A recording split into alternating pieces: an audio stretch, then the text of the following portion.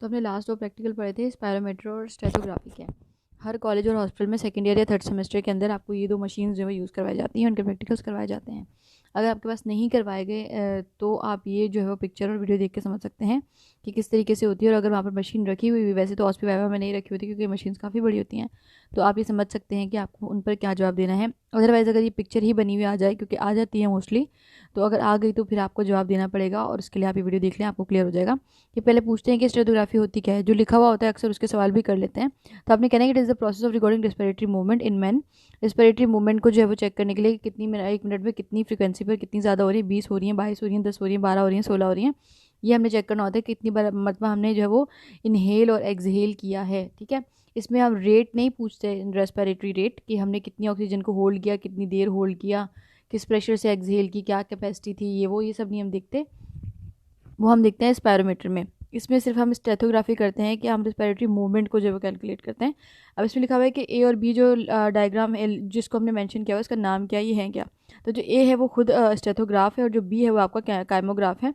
ये आपकी जो है वो ग्राफिकल फॉर्म में आपको ये रेंज बनाकर देता है कि आपने कितनी स्पीड से कितनी देर में और कितनी मरतबा जो है रेस्पिरेशन की है, ठीक है। तो स्टेथोग्राफ और काइमोग्राफ। अब ये पूछा कि बेस्ट पोजीशन क्या है कि आप जो है स्ट्रक्चर ए को यानी स्टेथोग्राफ को बांधें। तो आपको क्या करना होता है कि अपनी चेस्ट के अराउंड 4th इंटरकोस्टल स्पेस के पास जो है आपको ये बांधना होता है ताकि आप जो एक्यूरेट रीडिंग ले सकें। What is the use of structure B. इसका स्ट्रक्चर बी का यूज़ क्या है, it measure the rate of respiration in graphical form. Graphical form में आपको एक रसीद बनाकर देता है कि भाई ये मूवमेंट हुई है, जिसके बाद जो है वो आपके कंसल्टेंट आपको बताते हैं कि मूवमेंट्स नॉर्मल है या अगर कोई मेडिसिन लेनी है तो वो भी बताते हैं। Temporary cessation of breathing is called. Temporary cessation breathing को हम कहते हैं कि अपनिया हो गया, apnoea. Define breath sound. Breath sound इसे कहते हैं कि अगर जो ब्रेथ साउंड आपकी रेस्पिरेटरी सिस्टम में एयर के इनफ्लो की वजह से जनरेट हुआ हो, उसको हम कहते हैं कि ब्रेथ साउंड है। Respiratory sound refer to the specific sound generated by the movement of air through the respiratory system. Breath sound can be heard through which method. हम उसको अस्कल्टेशन के थ्रू सुनते हैं, स्टेथोस्कोप से। इससे हम हार्ट का साउंड भी सुनते हैं और ये साउंड भी सुनते हैं। What is the normal formal breath sound and place where they are auscultated। तो हमारे पास जो है वो 2 ब्रेथ साउंड होते हैं और 2 उनकी जो जगह होती है जहाँ से हम उसको सुन सकते हैं। एक होता है ब्रोंकियल, हर्ड ओवर मेनिब्रम, मेनिब्रम के ऊपर, और दूसरा होता है tracheal, heard directly over trachea, जो हम ट्रैकिया के पास सुनते हैं। यानी 2 BT, B for bronchial, T for tracheal. Right. 3 abnormal breath sound. 3 abnormal breath sound कौन से होते हैं, वीज, क्रैकर और प्लूरल रब। एक के अंदर जो है वो हवा में महसूस होती है, दूसरे में हमें बलगम महसूस हो रहा होता है, और तीसरे के अंदर हमें हाफ फिल्ड जो है वो साउंड आ रहे होते हैं कि लाइक कुछ है और जो है वो निकल नहीं रहा है, या फिर जैसे आपका जो म्यूकस है वो अगर आपके ट्रैकियल लेवल तक आ जाए तो भी ये साउंड सुनाई देते हैं। तो कौन सा है, वीक, वीज, क्रैकल और pleural rub. What is apparatus use for auscultation. Auscultation के लिए हम स्टेथोस्कोप यूज़ करते हैं। What is the normal respiratory rate in adult 12 breath per minute. अच्छा, इसकी रेंज जो है वो 12 से 16 होती है। तो यहाँ पर 12 लिखा हुआ है तो दैट इज़ ओके। और यहाँ पर जो है हमारे पास एक ग्राफ बना हुआ है, इसको गौर से देख लीजिएगा, ये भी आ जाता है। What is normal respiratory lung volume 500 ml। Normal respiratory एक लंग का वॉल्यूम है, लंग्स नहीं लिखा हुआ, लंग लिखा हुआ, ये देख लीजिएगा। Right. Any 3 factors which increase the rate of respiration. Increase carbon dioxide, increase oxygen और इंक्रीज हाइड्रोजन आयन कंसंट्रेशन। ये तीनों चीज़ें जो है रेट ऑफ रेस्पिरेशन को बढ़ा देते हैं। What is the condition in which there is increase in carbon dioxide in body fluid. Hypercapnia में जो है ना आपकी बॉडी के अंदर कार्बन डाइऑक्साइड जो है इंक्रीज हो जाता है। What is the condition in which there is decrease supply of oxygen tissues.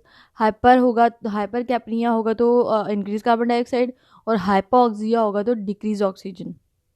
Define the apparatus। ये हमारे पास ये है स्पायरोमीटर। अच्छा, ये पुराना वाला है तो इतना बड़ा है, अब तो छोटे से आ गए हैं, आप उसको पॉकेट में भी डाल सकते हैं। तो अच्छा, इतना नहीं, इतनी पॉकेट भी नहीं हो रही। हाँ, बहरहाल उसको हाथ पे लेके जा सकते हैं, और इतना बड़ा नहीं होता, छोटा होता है, टिफ़न जितना होता है। तो उसमें क्या होता है कि उसमें भी आपको ब्लो करना होता है ज़ोर से, और इसके अंदर 3 लेवल बने हुए होते हैं, ब्लू, येलो एंड पिंक, और डिफरेंट कलर्स भी हो सकते हैं, पर हमारे पास जो है उसमें 3 कलर बने हुए हैं। और आप जब सांस लेते हैं ना, जब वो आप एक्सहेल करते हैं, ज़ोर से जो है ब्लो करते हैं उसको, तो पहला लेवल, दूसरा लेवल, तीसरा लेवल, जो अगर आप तीसरे लेवल तक भी ब्लो कर सकें और जो है वो मीटर घूम जाए तो मतलब जो है आपका लंग जो है स्ट्रांग है। तो अच्छा, यहाँ पे दूसरी दिखाई गई तो उसको हम देख लेते हैं। मैं बता इसलिए रही हूँ दूसरे वाला भी, क्योंकि अगर वो नज़र आ जाए तो आप पहचान लें कि अच्छा ये भी स्पायरोमीटर ही है, कोई अनोखी चीज़ नहीं है, ठीक है। Identify the apparatus। स्पायरोमीटर है ये। What is spirometry. Method of recording movement of air into and out of lung. अच्छा, यहाँ पे movement of air into and out of lung था, और वहाँ पे क्या था, मूवमेंट यहाँ पे था कि मूवमेंट रेस्पिरेटरी मूवमेंट थी सिर्फ। स्टेथोग्राफी में रेस्पिरेटरी मूवमेंट थी, और यहाँ पे मूवमेंट ऑफ एयर है लंग से अंदर और बाहर। What is how many different volume and capacities of lung, 4 volume और 4 कैपेसिटीज होती हैं लंग्स की. What is tidal volume, volume of air inspired and expired each with each normal breath. हर एक सांस में आप कितना वॉल्यूम एयर का इनहेल और एक्सहेल करते हैं उसको हम कहते हैं कि टाइडल वॉल्यूम है. एवरेज वॉल्यूम टाइडल जो है वो हमारे पास 500 ml होता है. Label the working neurons in above mention diagram. तो ये मैं इसको जूम इन कर देती हूँ इसका स्क्रीनशॉट लेकर, क्योंकि ये तो हमारे पास जो है वो बना हुआ है. इसको स्क्रीनशॉट लेकर आप देख सकते हैं. हम अब इसको एक्सप्लेन करते हैं. ये हमारे पास क्या है, एक label diagram working neurons in above diagram. ठीक है, ए है हमारे पास सेंसरी न्यूरॉन और बी है हमारे पास मोटर न्यूरॉन. यानी ये जो पिंक वाला है हमारे पास सेंसरी है और जो ब्लू वाला है ये हमारे पास मोटर है. अब ये मसल पे जा रहा है तो हमें समझ में आ जाना चाहिए कि ये मोटर है, इसने अफेक्ट करवाना है, इफ़ेक्ट करवाना है. और जो ए है वो हमारे पास स्किन के ऊपर जा रहा है तो इसने इफ़ेक्ट करवाना है. तो एक है सेंसरी, एक है motor. What is type of reflex that is elicited from the surface of the body और स्किन. सुपरफिशियल, हमारे जो स्किन पे से होता है वो सुपरफिशियल होता है, जो मसल में से होते हैं वो डीप होते हैं. Identify the type of reflex in above mention diagram. तो यहाँ पर कौन से टाइप का रिफ्लेक्स है, कौन से टाइप के जो रिफ्लेक्सेस हो सकते हैं इस किस्म के डायग्राम जो इस किस्म का दिखाया गया इसके अंदर न्यूरॉन में. इसमें मोनोसाइनेप्टिक, डाइसाइनेप्टिक, ट्राइसाइनेप्टिक और डिस साइनेप्टिक रिफ्लेक्स भी हो सकता है. ऐसे ही 2 दफ़ा दी थी, मोनोसाइनेप्टिक, ट्राइसाइनेप्टिक और डाइसाइनेप्टिक बस. What are deep reflexes? Deep that are elicited from the stimulation of receptor in muscle. Deep reflexes are that are elicited by stimulation of receptor in muscles.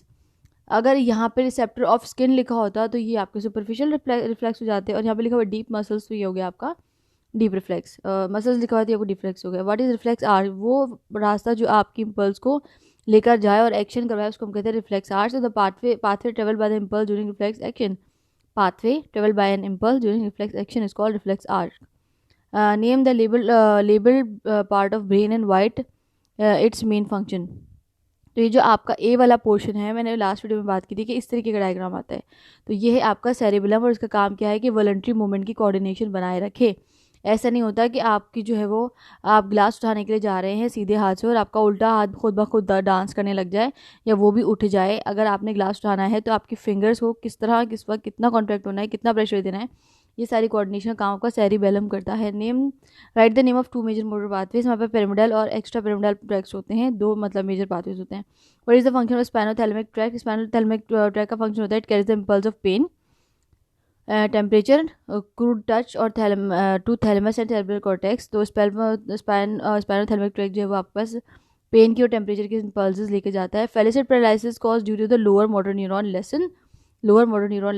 तभी तो हम जो है वो वो जो टेस्ट कर रहे होते हैं प्लेंटर फ्लेक्शन का, जो हम प्लेंटर रिफ्लेक्स चेक कर रहे होते हैं उसमें हम यही चेक कर रहे होते हैं कि लोअर मोटर न्यूरॉन का कोई इंजरी तो नहीं हो गई. फ्लैसिड पैरालिसिस में क्या होता है. अच्छा, dysmetria means inability to judge your position and stopping the point. ये हमारे पास होता है auricular I guess internal acoustic